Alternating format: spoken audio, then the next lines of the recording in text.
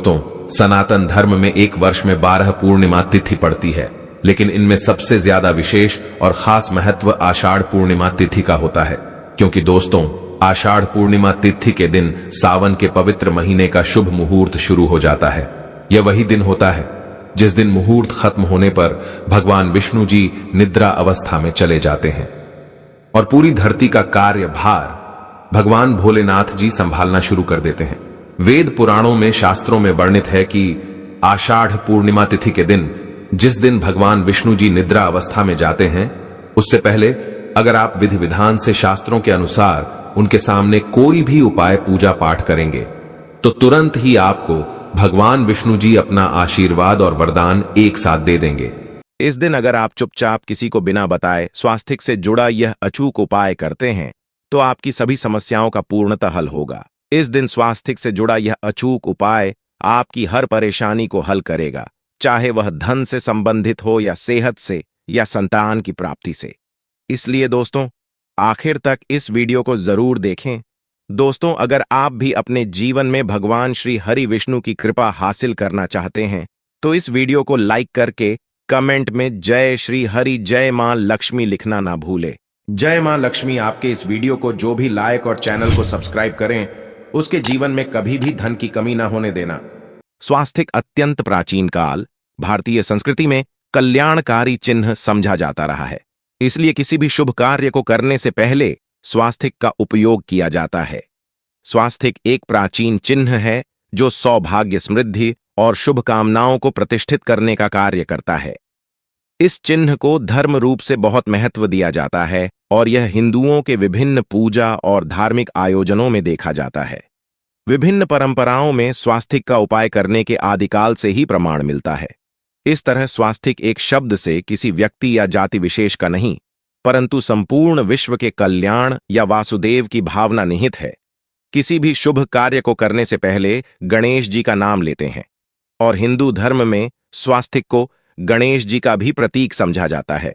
वैसे तो किसी भी शुभ कार्य को पहले स्वास्तिक बनाकर ही थाली में रखते हैं और पूजा करते, क्योंकि ऐसा करने से में खुशियां बढ़ती हैं। स्वास्तिक में 4 तरह की रेखाएं होती हैं और इनका आकार भी एक समान ही होता है। ऋग्वेद की आचा में स्वास्तिक को सूर्य का चिन्ह समझा गया है और उसकी 4 भुजाओं को उपमा दी गई है। पौराणिक मान्यता है कि 4 दिशाओं यानी पूर्व, पश्चिम, उत्तर, दक्षिण की ओर यह 4 भुजाएं इशारा करती हैं और हिंदू धर्म में इनको 4 वेदों से जोड़कर भी कहा जाता है, यानी ऋग, यजुर्वेद, अथर्ववेद और सामवेद। स्वास्तिक की 4 रेखाएं सृष्टि से रचनाकार भगवान ब्रह्मा के 4 सिरों को दर्शाती है और 4 पुरुषार्थ यानी 4 आश्रम, 4 लोग, 4 देवों यानी ब्रह्मा, विष्णु, महेश और गणेश की तुलना भी की गई है। इसके मध्य में जो बिंदु है भगवान विष्णु की नाभि मानी जाती है, जिसमें से भगवान ब्रह्मा प्रकट होते हैं और स्वास्तिक की 4 रेखाएं एक घड़ी की चलती है जो संसार की में चलने का चिन्ह है। यह है स्वास्थ्य महत्ता। इस पूर्णिमा के दिन घर के मुख्य द्वार पर शुभ मंगल चिन्ह स्वास्तिक स्वरूप बनाए आप चावल और कुमकुम की सहायता से बना सकते हैं। चावल और हल्दी के घोल से बना सकते हैं या फिर कुमकुम यानी सिंदूर और घी, सिंदूर और तेल मिलाकर के भी बना सकते हैं।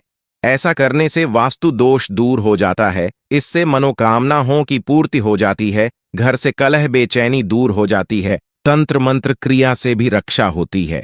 इसे शुभ कार्य के पहले अंकित किया जाता है क्योंकि स्वास्तिक को मान, सम्मान, सफलता और उन्नति का प्रतीक समझा जाता है। स्वास्तिक हर दिशा से देखने पर एक ही समान लगता है।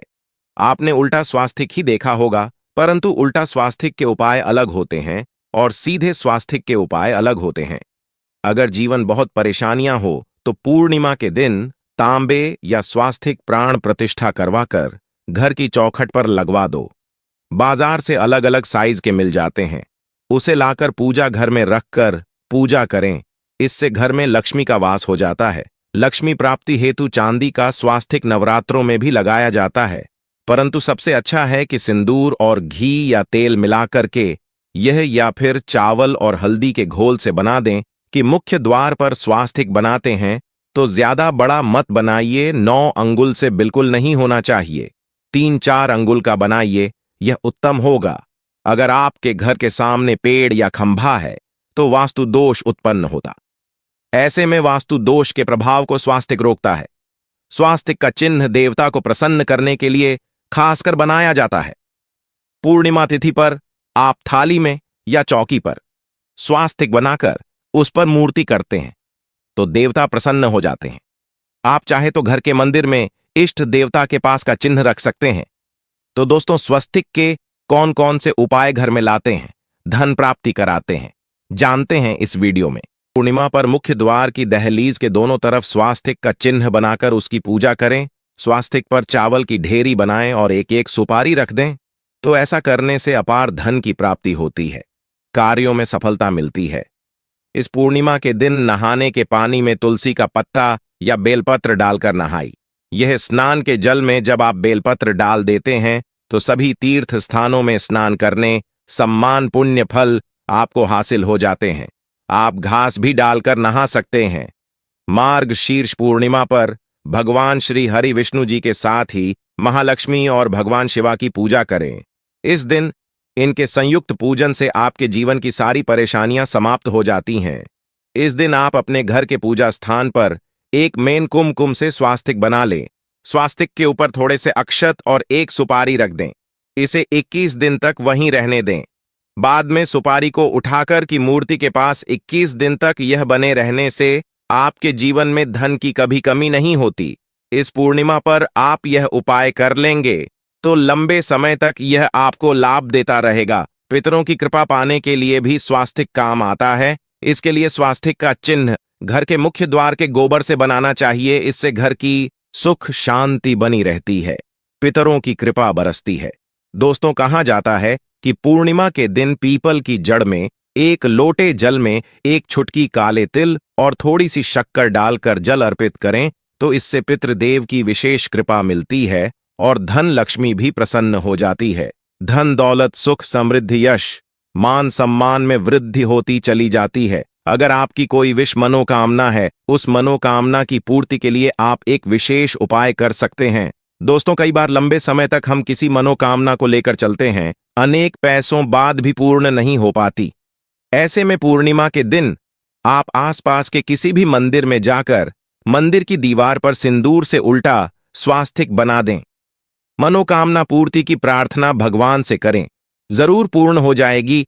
और जब आपकी मन्नत पूरी हो जाए तब जाकर वहीं पर सीधा स्वास्तिक बना दें और भगवान को धन्यवाद दें।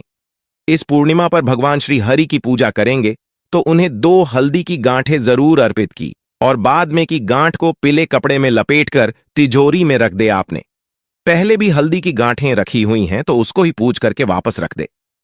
दोस्तों, पूर्णिमा पर विष्णु जी की पूजा में उन्हें केसर कमल का पुष्प के लिए गेंदे का फूल अर्पित करें।